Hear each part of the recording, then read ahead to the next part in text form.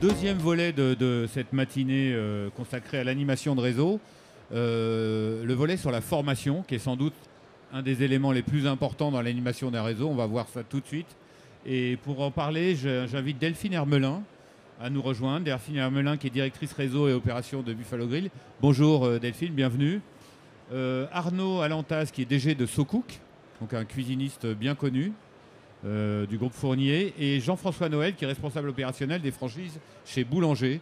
Voilà, donc 3 franchises là encore très différentes, mais avec des tailles quand même assez similaires finalement. C'est ce qu'on regardait en termes d'investissement notamment. Je vais vous poser une question banale par rapport au sujet, mais en quoi la formation pour vous est hyper importante dans l'animation du réseau? Peut-être Delphine d'abord. La formation, c'est bien près du micro, parce qu'il y a beaucoup de bruit derrière en fait. Voilà. Vous m'entendez bien là? Oui. Ouais. La formation, c'est crucial parce qu'en fait, c'est ce qui va faire que le franchisé va réussir ou ne pas réussir.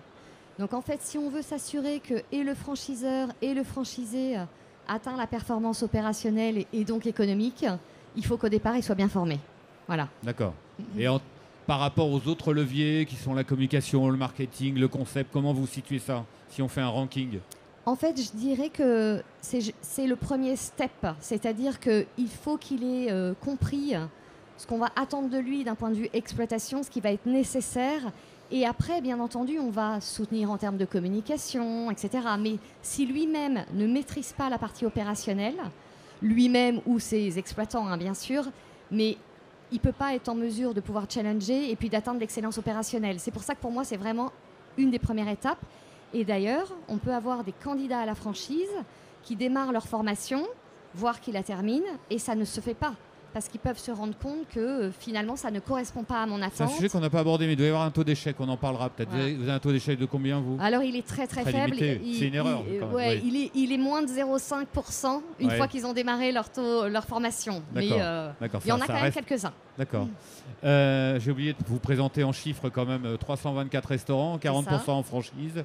Voilà, c'est bien, c'est la bonne photo du... Exactement, ça représente 70 franchisés. On en a un tiers qui sont multisites. Ouais.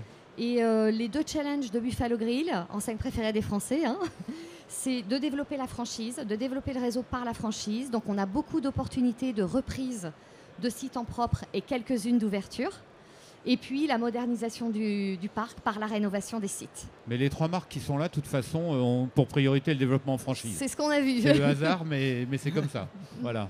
Et puis c'est aussi assez tendance dans les groupes qui font à la fois de l'intégration et de la franchise. Noroto, Boulanger, Jean-François Noël. Oui, c'est la même famille, c'est pour ça. C'est les cousins, oui. C'est les cousins, voilà, c'est ça. Depuis peu en franchise, finalement, pas très longtemps. Une cinquantaine de centres, de magasins. Nous, la franchise, c'est vraiment une nouvelle histoire, parce qu'on est sur 70 ans de magasins intégrés et 6 ans de franchise. Donc c'est une nouvelle histoire, 47 franchisés à date, et l'ambition de doubler notre réseau. Nouvelle histoire qui correspond à un rachat, hein, c'est ça? Alors le début de l'histoire a commencé avec un mariage avec Execo, donc les enseignes Experts et Connexion en France, ce qui nous a permis de démarrer avec les bonnes bases pour démarrer la relation avec des indépendants, parce que ce n'était pas dans nos habitudes, et ça nous a permis petit à petit déjà de transformer des magasins, de bien roder le concept, parce que c'est quand même super important, à la fois dans la relation du client, mais dans ce qu'on propose aussi dans des plus petites villes. Et puis après, là-dessus, on a démarré les créations d'entreprises pour arriver aux 47 aujourd'hui. L'idée de la franchise, c'est qu'elle va vous permettre de vous développer dans des petites et moyennes villes où finalement un concept boulanger classique de 2500 mètres carrés n'est pas viable. C'est ça aussi. Hein. C'est ça. Alors aujourd'hui, on sait très bien faire des très gros magasins de 2000, 3000, 4000 mètres carrés, et on en a un peu partout en France sur les grosses zones. Mais c'est vrai que quand on va dans une plus petite ville de 15 000, 20 000 habitants, c'est des concepts qui ne marchent pas. Donc on va réduire les surfaces, on va proposer l'essentiel de ce qu'on peut proposer en termes de produits pour répondre aux besoins des clients. Et puis après, on a un sujet qui est de garder une hyper proximité. Et c'est aussi comme ça qu'on recherche nos franchisés, des gens qui ont du maillage dans le territoire, qui sont proches des gens. Parce que sur ces villes-là, si on n'a pas une expérience client qui est au top, assez vite on change d'enseigne et assez vite ça se sait dans la ville. Et donc aujourd'hui, on a un réseau de franchisés qu'on anime et qu'on suit sur la satisfaction client à l'excellence aussi, pour reprendre opérationnel, mais surtout l'excellence de la relation. Donc on voit bien aujourd'hui ce que représente la franchise, c'est vous, la formation dans l'animation du réseau, quelle importance vous lui donnez? Alors, nous, notre modèle de la franchise, on l'a basé sur ce qu'on appelle l'expérience client sans couture. Si je vais d'un magasin à un autre, je dois retrouver les mêmes produits, les mêmes services, les mêmes promesses. Et du coup, ça doit être dans les gènes, et nous, on l'a.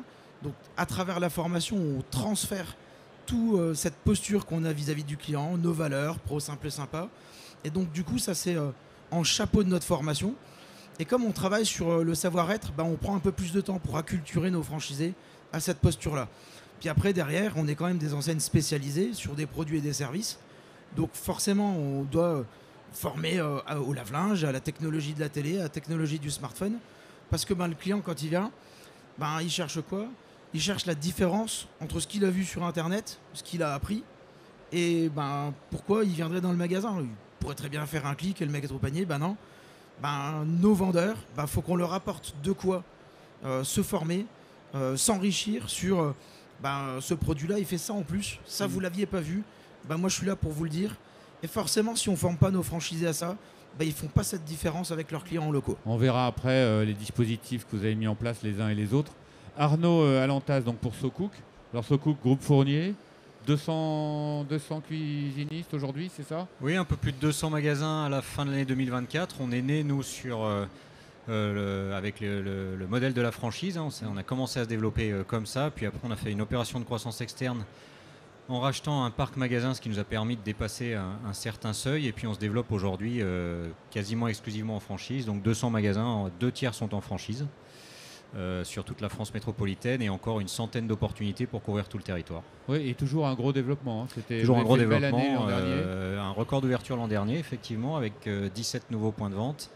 Et puis une vingtaine prévus cette année avec un pipe assez bien rempli en termes de leads. Et puis encore quelques nouveaux contacts pris depuis samedi dans les allées du salon. J'espère, malgré un marché qui n'est pas si évident que ça depuis 2-3 ans. Alors malgré un marché qui a été, je dirais, euphorique post-Covid, avec des croissances jamais vues sur le marché. Et puis pour l'enseigne, pour vous donner un petit ordre d'idée, on a fait plus 32% de chiffres juste après Covid, ce qui est assez exceptionnel. Donc effectivement, le marché a ralenti depuis avec un retour à la normale.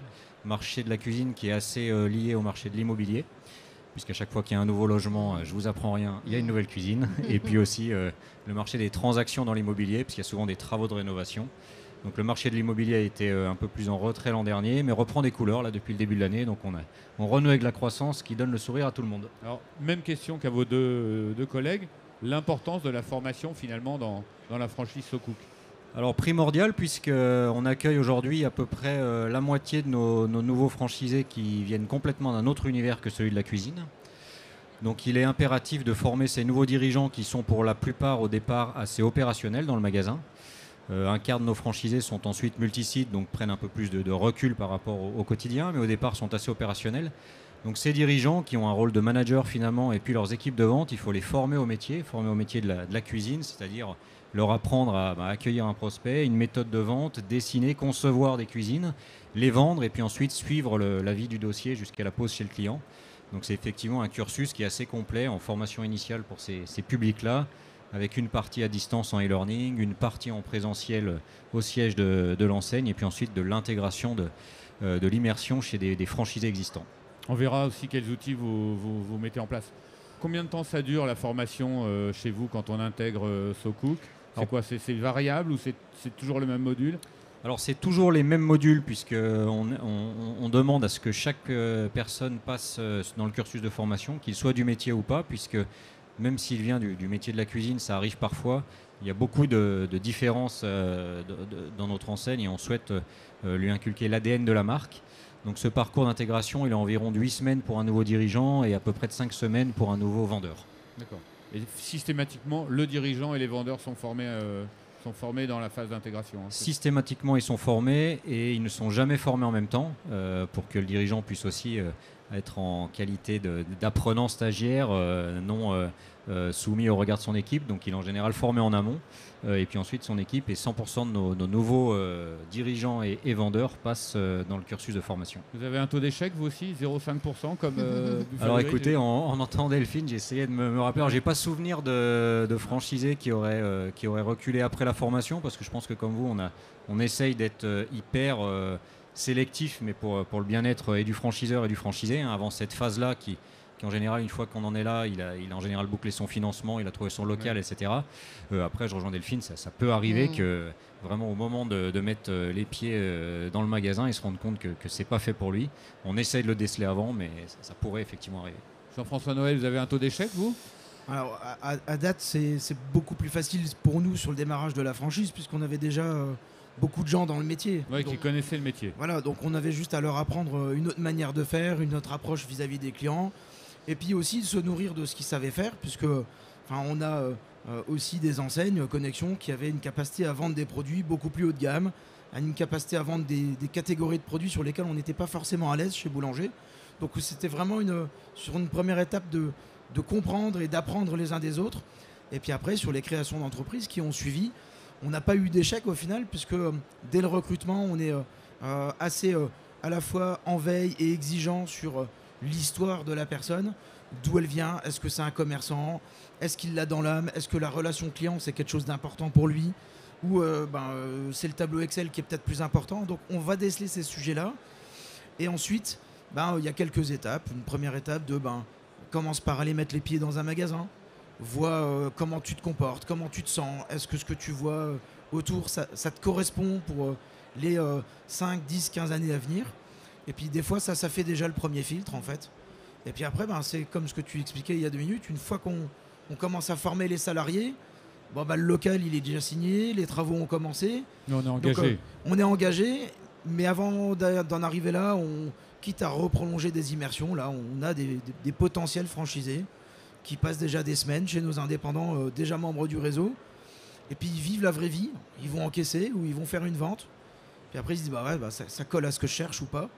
Et si pas, on n'a encore rien engagé, donc c'est le moment. Le parcours d'intégration, c'est quoi chez vous Alors, je le fais très macro, oui. Voilà, on forme l'indépendant en premier, parce qu'il faut déjà qu'il comprenne comment on fonctionne. Et donc ça dure 9 à 10 semaines en moyenne. Et juste derrière, on a quasiment le même programme pour les équipes, mais plus poussé par métier. L'indépendant, s'il ne sait pas encaisser une carte bleue, c'est pas grave. Par contre, le test de caisse, c'est un peu plus grave, c'est un peu plus nécessaire. Et donc, dans chaque métier, on va un peu souligner la particularité du métier pendant les 9 semaines où on les accompagne après sur site pour finir, je le disais tout à l'heure, de laisser les petites roulettes avant de les laisser se débrouiller tout seuls après leur ouverture. Delphine Hermelin, chez vous, le parcours de formation. En plus, il y a quand même de la transformation. C'est un métier. Il y a de la cuisine. Voilà. Alors nous, la durée, elle dépend en fait du profil du franchisé. Donc si c'est quelqu'un qui ne vient pas du tout de la restauration, et on en a beaucoup, ça va être 12 semaines. Si c'est quelqu'un qui vient de la restauration mais pas de Buffalo Grill, 6 semaines. Et quelqu'un qui vient de Buffalo Grill, 3 semaines. D'accord. Et après, il va y avoir un peu les mêmes éléments de théorie et pratique. Va y avoir tout ce qui va être déjà les permis incontournables dans la restauration, permis hygiène, permis d'exploiter, etc. Il va y avoir une partie théorique sur de la gestion, sur nos outils informatiques et autres, ou simplement de remonter des ventes et autres pour être à l'aise avec ça. La visite de notre atelier de découpe, puisqu'il faut être convaincu de notre différence, en effet. Et puis ensuite, il va y avoir donc la partie en restaurant. Et là, à chaque fois, on fait et en site en propre et en site franchisé, parce que ça permet de voir aussi des fois quelques petits écarts d'outils entre les deux. Et puis surtout pour un franchisé, elle va être l'occasion de passer du temps aussi sur d'autres sujets avec le franchisé, comme par exemple comment toi tu gères l'externalisation de ta paye, ta comptabilité et ainsi de suite. Voilà. Alors chez Boulanger et chez vous, je pense qu'il y a beaucoup de formations in situ en restaurant ou en magasin. C'est le cas, oui. C'est le cas. Alors que je pense chez Socou qu'il y a une université, c'est ça, vous m'expliquez, il y a une sorte de centre de formation. Exactement, on a un centre de formation au siège de l'enseigne à Annecy, un Socou Café, vous avez bien fait. Un Socou Café, effectivement. Moi, les cafés, c'est mon obsession dans les concepts. Et donc on intègre tous nos stagiaires au centre de formation. On a reconstitué les éléments principaux du magasin type avec le SoCook Café, vous avez raison, qui est un élément incontournable dans notre concept donc, magasin. C'est de faire des jeux de rôle. Exactement, qu'il y a toute une partie, tout ce qu'on a pu, je dirais, digitaliser, on l'a fait pour l'apprentissage des gammes, des produits. Il y a des sujets sur l'électroménager aussi dans nos métiers. Et on peut le faire assez bien à distance, c'est comme ça qu'on le fait.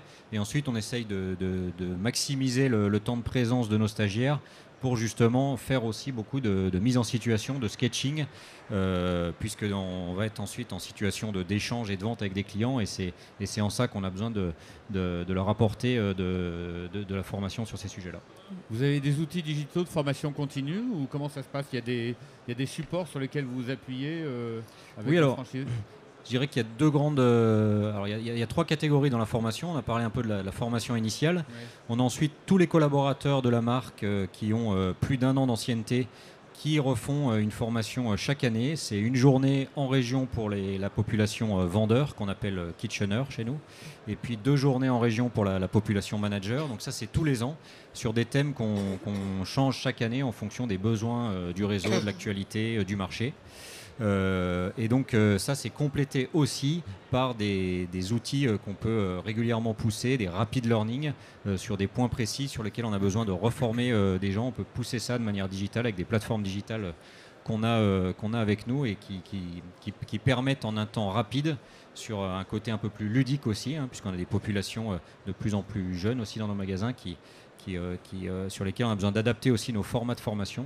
Donc c'est passionnant aussi de construire des nouveaux modules avec eux et puis de le faire aussi à distance tout au long de la vie du franchisé.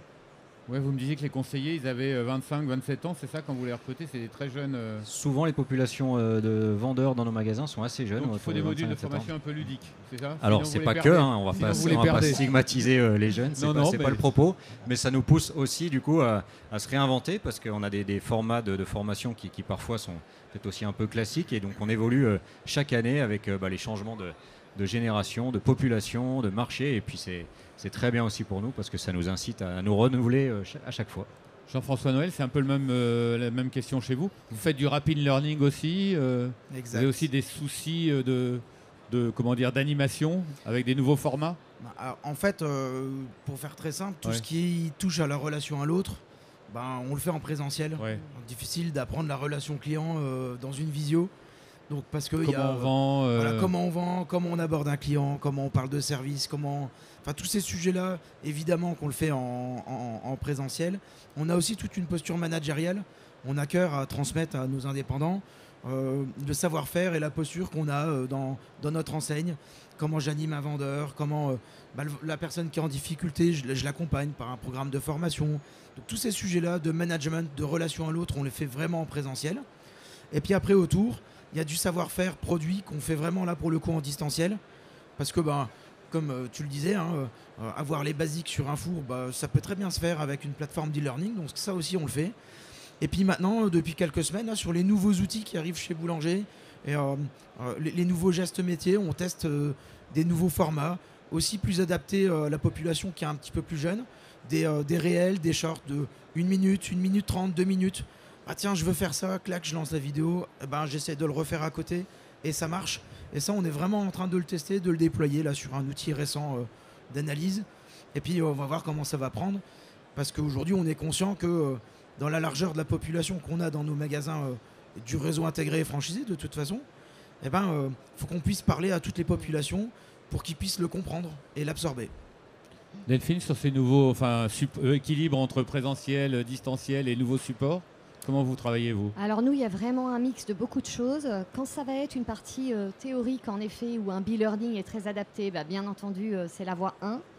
Moi, je suis très, très partisante aussi des services eux-mêmes qui viennent former. Par exemple, on lance la carte de fidélité. Le service marketing vient le présenter. L'équipe informatique vient faire un focus particulier sur un outil informatique ou même en Teams parce que comme ça, ils ont leur tablette en restaurant pour pratiquer et en même temps, ils ont quelqu'un qui leur explique et qui leur montre sur l'écran. Ouais. Et puis après, le relais des animateurs réseau. Chez nous, c'est les coachs franchise. Mais on voit bien que reprendre même un e-learning, on a eu la théorie par le e-learning, mais on a besoin d'un éclairage en particulier. Ça vaut de l'or. Et ça, c'est en physique, beaucoup. D'accord. Il y avait encore plein de questions, mais on me dit que le timing est déjà... Et oui, le respect du temps. Merci en tout cas, merci à tous les trois.